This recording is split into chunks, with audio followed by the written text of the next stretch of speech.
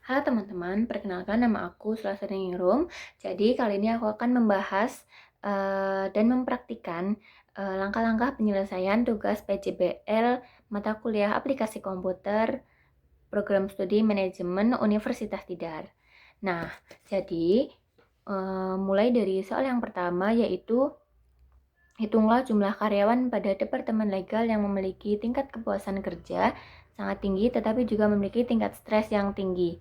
Nah, untuk menyelesaikan nomor 1 itu, kita membutuhkan kolom departemen.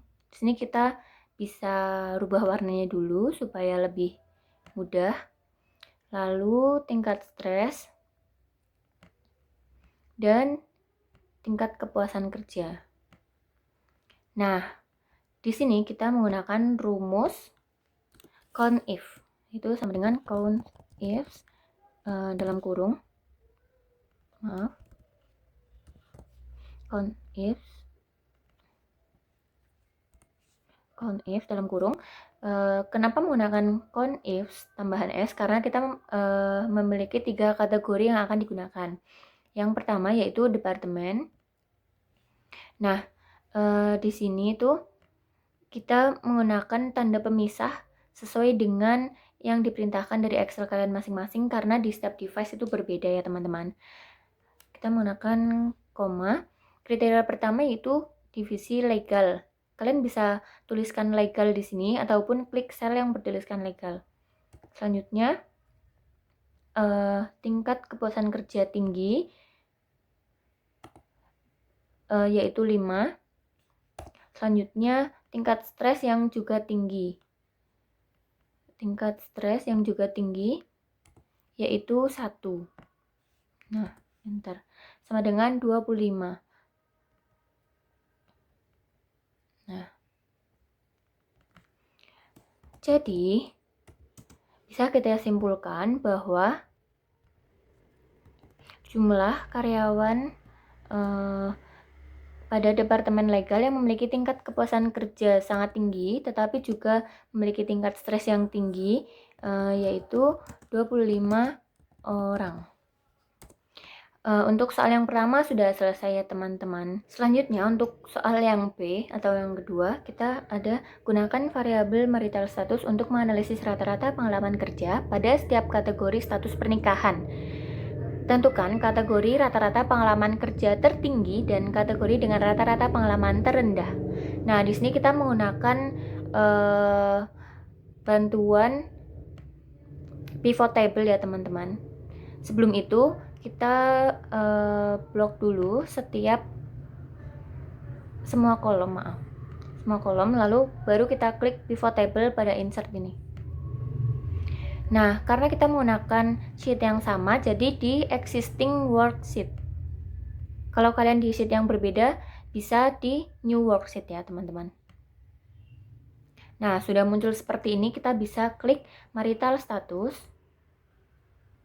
dan experience.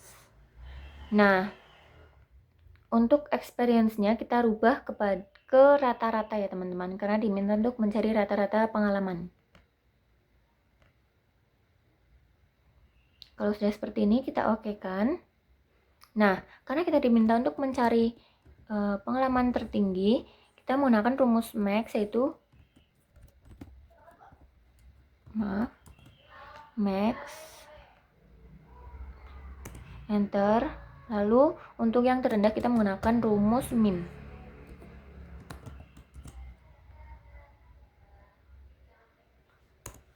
Nah, setelah ini kita bisa simpulkan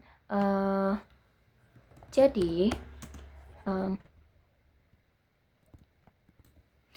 rata-rata pengalaman tertinggi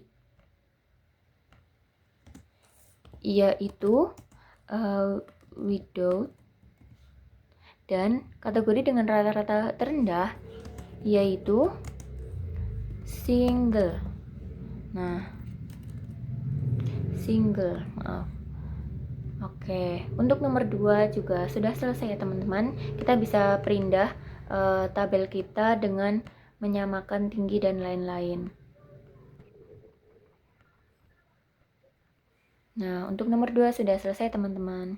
Selanjutnya kita akan mengerjakan nomor 3, yaitu lakukan analisis berdasarkan variabel job level untuk menentukan job level dengan rata-rata work-life balance tertinggi dan job level dengan rata-rata physical activity hours tertinggi. Nah, untuk ini kita masih menggunakan pivot table. Jadi sebelum itu kita blok dulu seluruh kolom yang dibutuhkan. Lalu klik pivot table. Kita masih menggunakan sheet yang sama, jadi kita klik yang existing worksheet. Oke. Nah, kita klik dari job level, lalu work-life balance, yang terakhir physical activity hours. Nah, untuk ini kita itu dirubah menjadi rata-rata ya teman-teman, average. Nah, untuk yang physical activity juga dirubah menjadi rata-rata. Nah, setelah itu kita percantik dulu sebentar.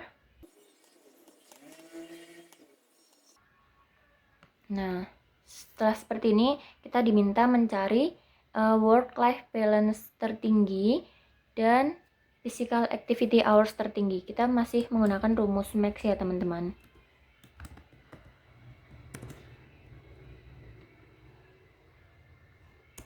Nah, karena di sini sudah ada rumusnya, kita bisa tinggal menarik untuk cara cepatnya. Nah, di sini kita hilangkan dulu blanknya lebih cantik. Nah, sudah. Jadi bisa kita simpulkan ya teman-teman. Jadi job level dengan rata-rata work-life balance tertinggi adalah apa teman-teman? Work-life balance tertinggi itu middle ya teman-teman. Kita rubah di middle. Dan job level dengan rata-rata physical activity hours tertinggi adalah lead ya teman-teman. Di sini 0,273, 0,273. Nah, untuk nomor 3 kita selesai sampai di sini ya teman-teman. Nah, jadi untuk soal yang keempat adalah buatlah sebuah grafik batang bertumpuk yang menampilkan jumlah karyawan berdasarkan departemen sumbu X dengan setiap batang dibagi berdasarkan 5 kategori job level. Nah, di sini kita masih menggunakan pivot table. Jadi langkah pertama kita masih blok kolom sampai W, job certification. Nah, setelah itu kita ke insert, pivot table, existing worksheet karena kita di sheet yang sama ya teman-teman. Kalau kalian di sheet yang berbeda, kalian bisa gunakan new worksheet, oke? Lalu klik lokasi yang ingin kalian taruh pivot table. Setelah itu kita klik job level dan departemen. Nah, untuk di job level itu kita taruh di kolom dan di value. Nah, seperti ini teman-teman. Sudah seperti ini, berarti sudah bisa kita gunakan. Nah, sebelum itu kita percantik dulu sedikit.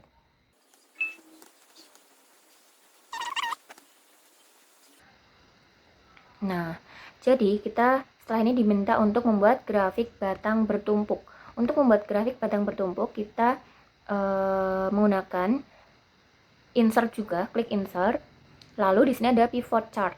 Nah, kita bisa menggunakan beberapa tipe grafik. Di sini kita menggunakan batang bertumpuk. Kita diminta untuk menggunakan grafik batang bertumpuk. Nah, setelah itu kita pindahkan sesuai dengan keinginan kita. Lalu besar kecilnya juga terserah kita ya teman-teman. Disesuaikan saja dengan keinginan. Nah, setelah itu kita diminta untuk melengkapi grafik dengan judul, label sumbu, dan legenda yang jelas. Nah, di sini kita bisa menambahkan ya teman-teman. Ada judul, lalu sumbu, dan saya ingin menambahkan data pada setiap label. Nah, di sini juga bisa mengubah warna menjadi beberapa tipe ya teman-teman. Ini juga saya ingin mengubah warna menjadi warna pink. Nah, ini sesuaikan saja dengan kemauan teman-teman.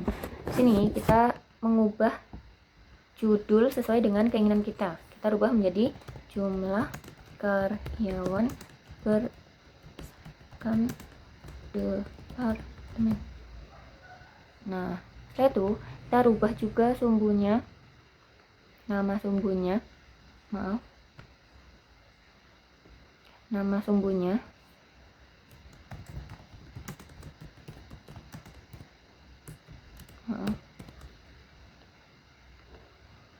sumbu X nya juga jangan lupa. Nah, setelah itu ini kita silang saja. Ini kita sudah selesai ya teman-teman untuk grafik batang bertumpuknya. Setelah itu kita diminta untuk uraikan minimal 3 insight atau temuan menarik yang dapat Anda simpulkan berdasarkan grafik ini. Nah, insight 1. Dilihat dari grafik tersebut, bisa kita simpulkan bahwa IT adalah karyawan dengan jumlah paling banyak di semua departemen. Jadi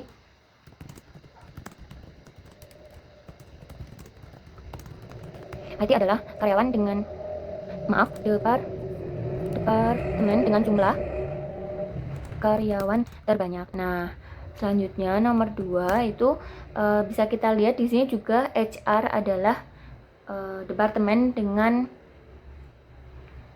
jumlah paling sedikit. Walaupun selisihnya hanya sekitar 3-4 orang dengan karyawan customer service, tapi tetap dialah yang paling sedikit.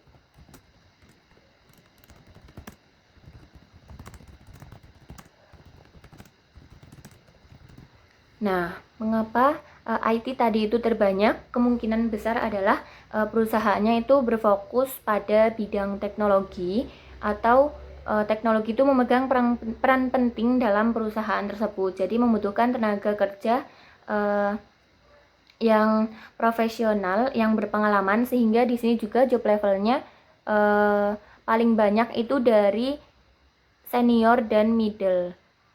Untuk HR, mengapa dia paling sedikit? Karena biasanya HR itu mengurusi bagian internal dari sumber daya manusia setiap departemen di sini. Jadi kemungkinan besar departemen HR itu tidak membutuhkan terlalu banyak tenaga kerja, karena ya dia hanya mengurusi bagian internal saja. Beda dengan bagian operasional berikut. Selanjutnya, insight ketiga bisa kita lihat.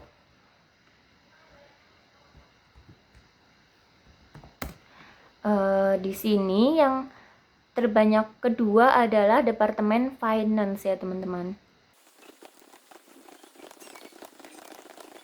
Apalagi pada job level senior dan middle. Hal ini bisa diartikan bahwa finance itu sangat riskan posisinya, jadi memerlukan karyawan dengan pengalaman yang sangat bagus. Begitu teman-teman. Nah, untuk temuan menariknya menurut saya ada beberapa, yaitu salah satunya adalah jumlah sales dan marketingnya itu tidak terlalu banyak atau tidak sebanyak departemen yang lain. Hal ini bisa terjadi mungkin karena untuk marketing dan promosinya itu melalui teknologi, dibantu dengan media teknologi begitu. Dan kedua, jumlah karyawan senior dan middle itu cenderung lebih banyak daripada karyawan dengan job level lead, junior, dan intern. Hal ini sangat jarang terjadi karena biasanya pada perusahaan itu semakin tinggi jabatannya akan semakin sedikit karyawannya. Begitu. Jadi ini untuk soal nomor 4 sudah selesai ya teman-teman. Selanjutnya kita akan mengerjakan nomor 5 atau E ini, yaitu seorang analis data ingin memahami lebih dalam faktor-faktor yang mempengaruhi kepuasan kerja karyawan. Lakukan 2 analisis berikut menggunakan data analisis toolpack di Microsoft Excel. Nah, soal yang pertama adalah lakukan pengujian untuk mengetahui apakah terdapat perbedaan yang signifikan pada rata-rata tingkat kepuasan kerja antara karyawan yang memiliki lembur dan yang tidak memiliki lembur. Nah, ini tuh menggunakan uji beda ya teman-teman.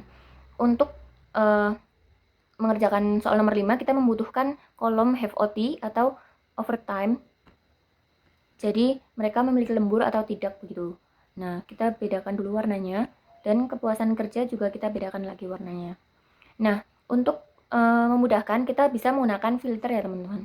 Di sini kita bisa menggunakan filter. Nah, sini bisa kita pilih. Kita akan menggunakan yang false dulu, berarti dia tidak lembur ya teman-teman. Nah, setelah itu bisa kita copy di sini, lalu paste di dekat soal saja, biar lebih mudah. Oh ya, jangan lupa ubah ini namanya menjadi tidak lembur.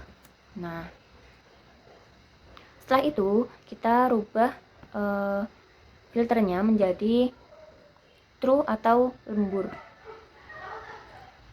Nah, lalu kita copy lagi, kita simpan di sampingnya saja.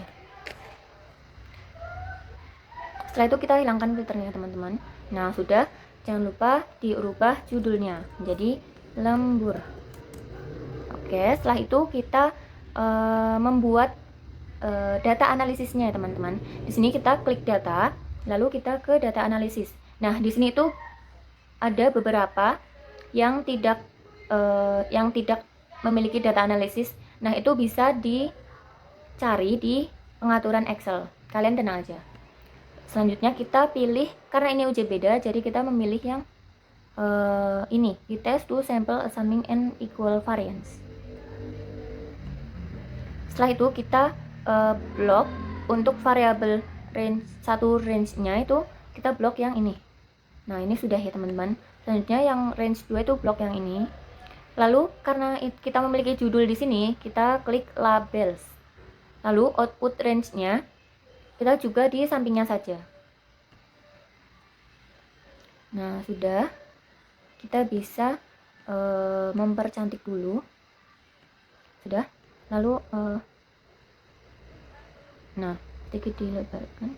Nah, di sini tuh masih ada angka yang janggal, jadi kita rubah menjadi number. Nah, setelah itu kita cari ke tabel interpretasinya. Maaf. Nah, jadi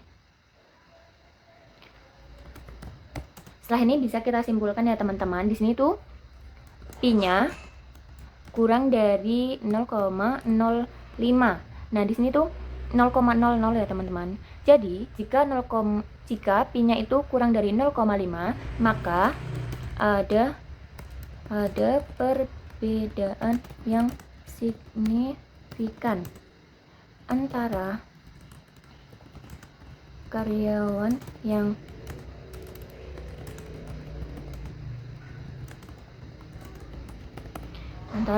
lembur dan tidak lembur. Bisa dilihat juga rata-ratanya di sini. Terus juga variansinya bisa dilihat di sini. Terjadi perbedaan yang cukup signifikan.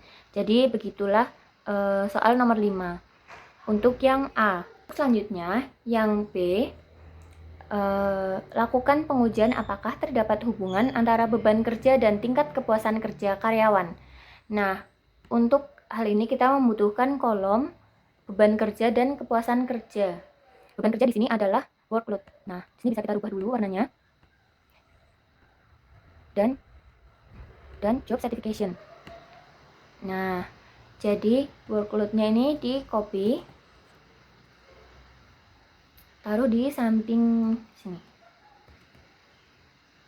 Nah, setelah itu job certification-nya juga kita copy, lalu paste di sebelah sini. Nah, setelah itu karena kita mencari uji korelasi itu, kita masih menggunakan data, lalu data analisis, tapi di sini kita tidak menggunakan ini lagi. Kita menggunakan correlation di sini. Oke. Untuk input range-nya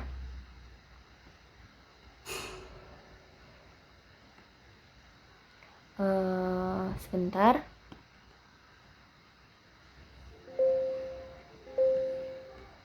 Oke, seperti ini sudah pas ya.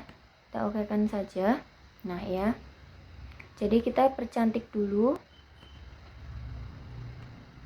Nah, sudah seperti ini, tapi angkanya masih belum number. Jadi kita rubah dulu menjadi number, teman-teman. Nah, sudah seperti ini, berarti sudah bisa kita simpulkan. Nah, jadi karena nilainya hanya 0,25,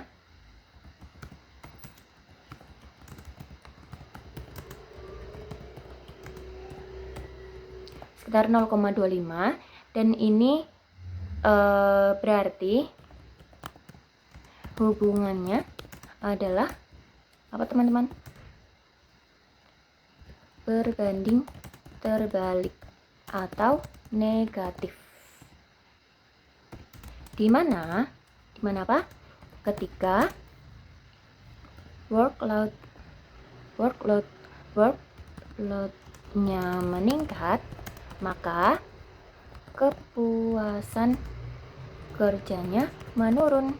Nah, tapi karena nilainya hanya sekitar 0,25, hubungannya itu cenderung lemah, dan masih banyak faktor lain yang membuat kepuasan kerjanya menurun. Jadi tidak hanya dari workload saja, bisa juga jadi lembur. Nah, begitulah tata cara penyelesaian tugas PJBL aplikasi komputer Prodi Manajemen Universitas Tidar. Terima kasih teman-teman yang sudah menyimak.